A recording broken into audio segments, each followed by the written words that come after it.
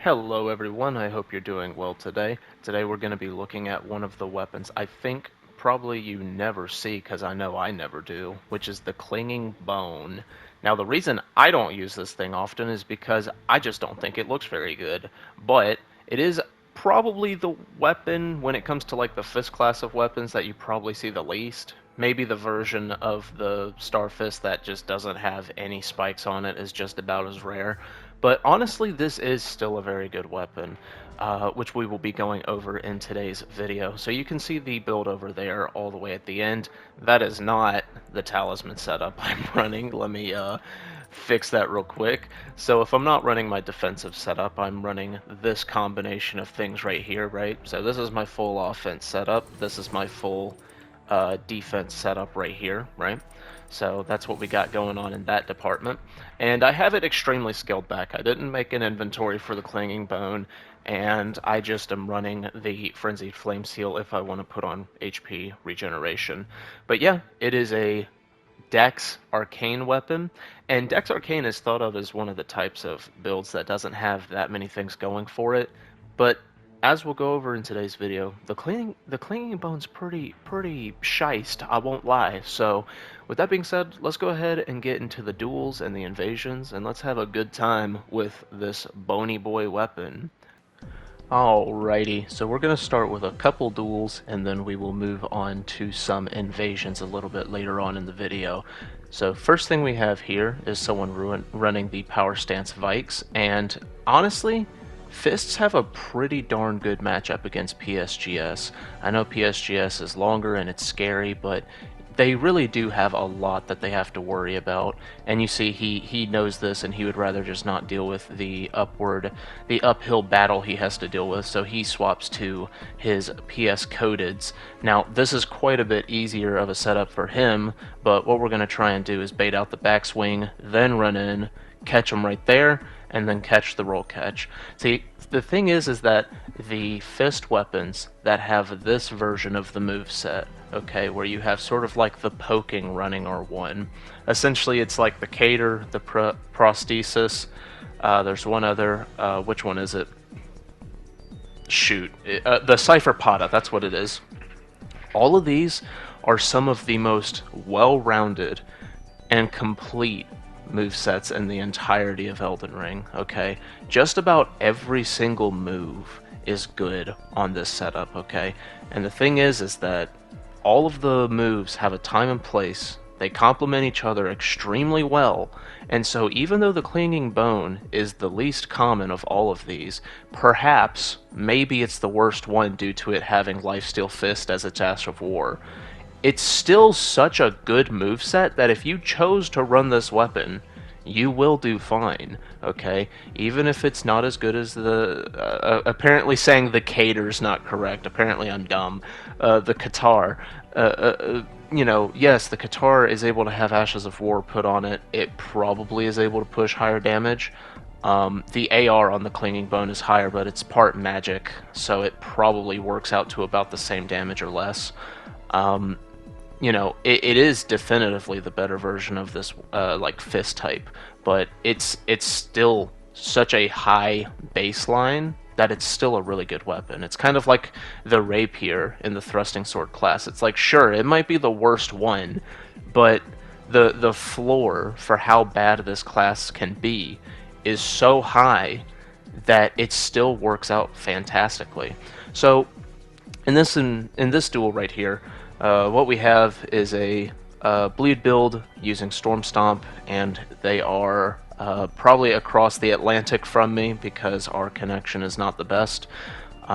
We have gone to cockroach mode to try and make sure that we're able to win this one, and we are able to pack it up. GG's, men.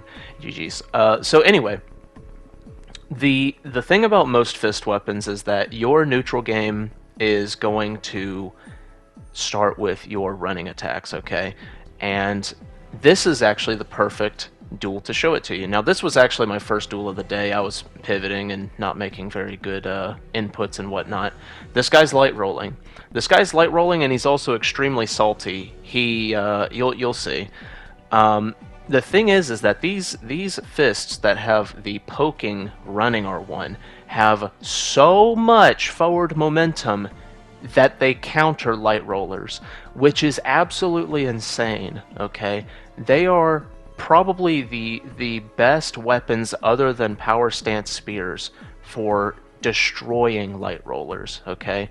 Because you don't just you have this one move that's actually able to roll catch them, which is fantastic, but they also weigh little, and you have a very well-rounded moveset. Like, you can choose to running R1 over and over, catching them multiple times. You can choose to go for the running R2, which has a running R2 to R2 combo, which is extremely powerful. That is your high outplay, high damage move, is go for the running R2, get that into the R2 combo.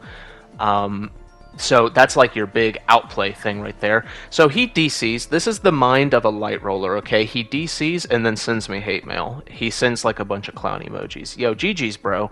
GG's. Hopefully next time we fight, you'll be medium rolling and you will be a Chad and you will have learned how to play the game. We have the most powerful Kevin on Earth right here. This is a... I personally am not the best when it comes to fighting PSGS. I'm trying to fight people that use it more because it's a very, very fun setup. It's a fun setup to do well with. It's a fun setup to fight and do well against. It is the most slandered setup in the entire game. If you don't like fighting PSGS, I am sorry for you because it is so fun to fight. Like, if you lose against it, you messed up bad, because the PSGS only gets damage from making very hard outplays, okay? If your opponent is beating you with this setup, there's something you need to improve on. Whereas you can't really say the same thing about someone just spamming, say, dragon breaths at you.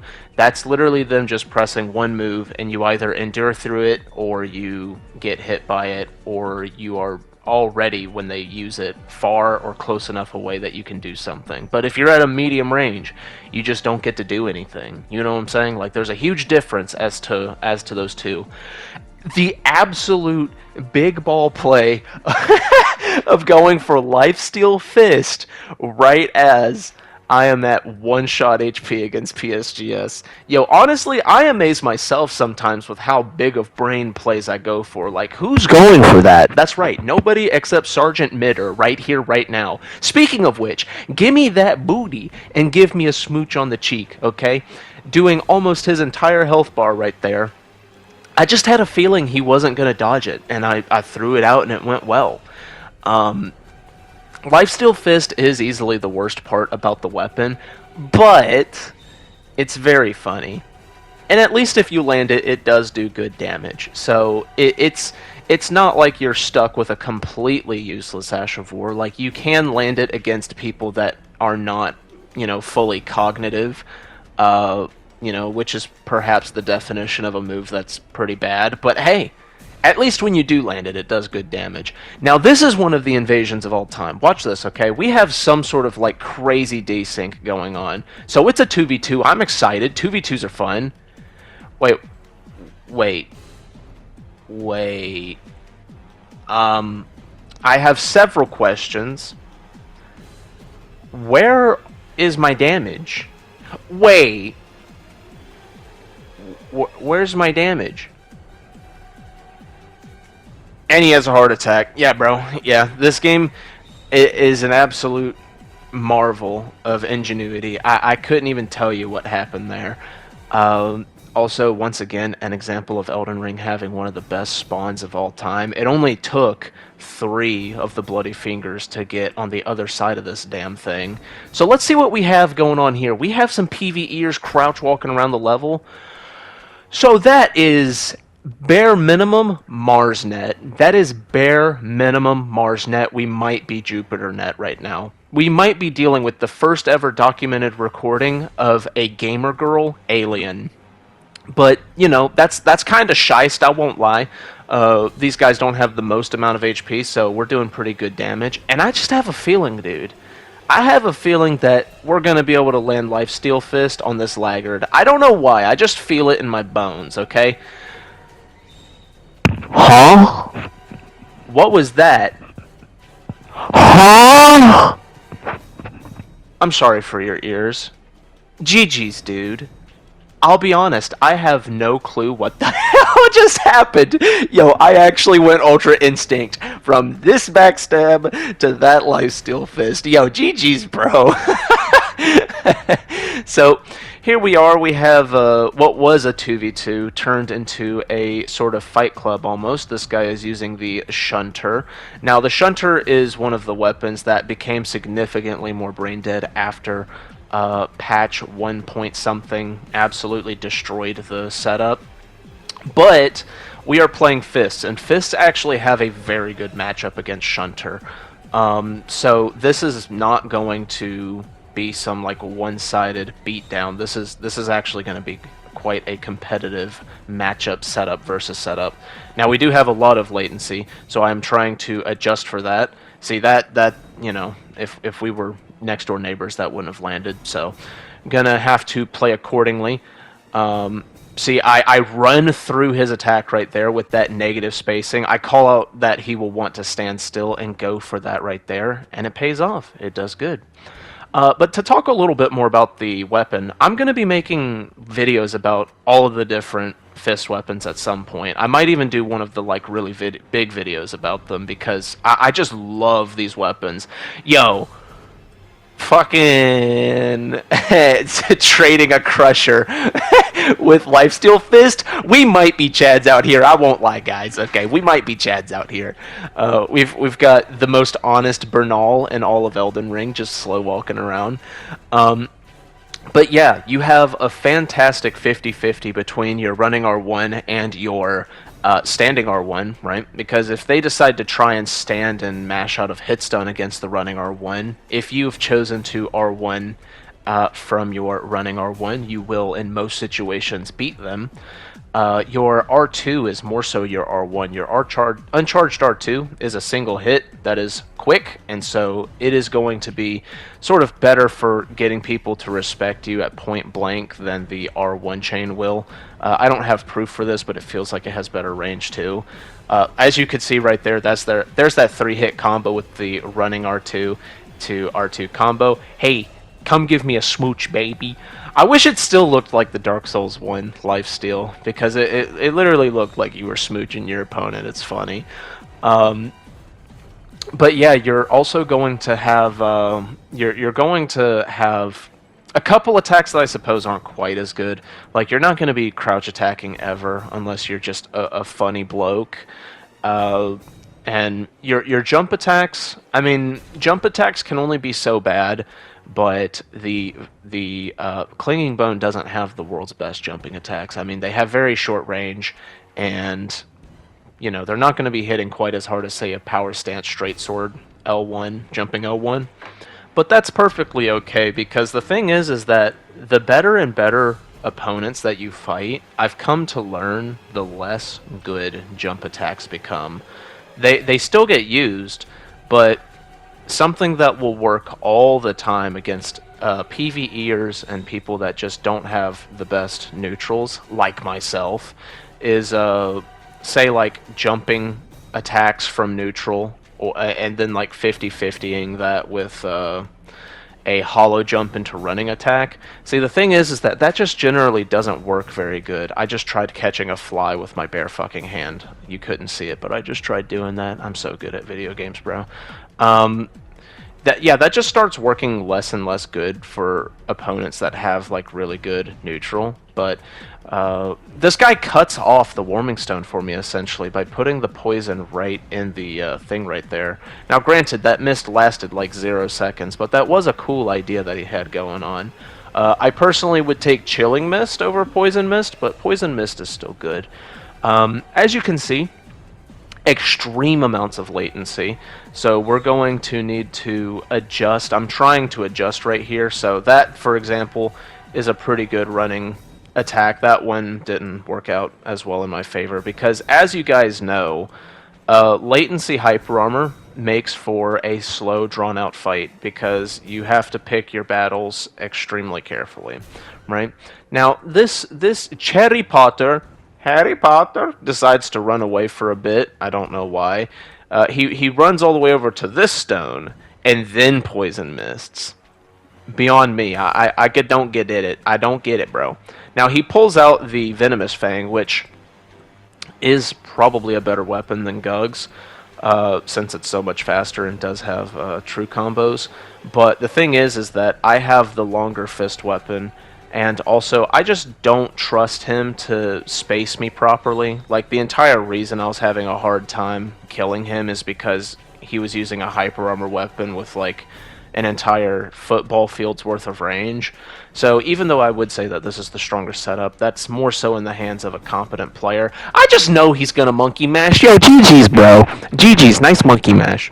And that's what I'm saying, bro. Like, what people need to understand about a lot of the better setups in the game, like the ones that you see winning tournaments and stuff like that, you can't just like pull the majority of them out as a player that has never played them and is just like, I'm gonna show you, I'm gonna use that and show you, you know, dishonest PvPer.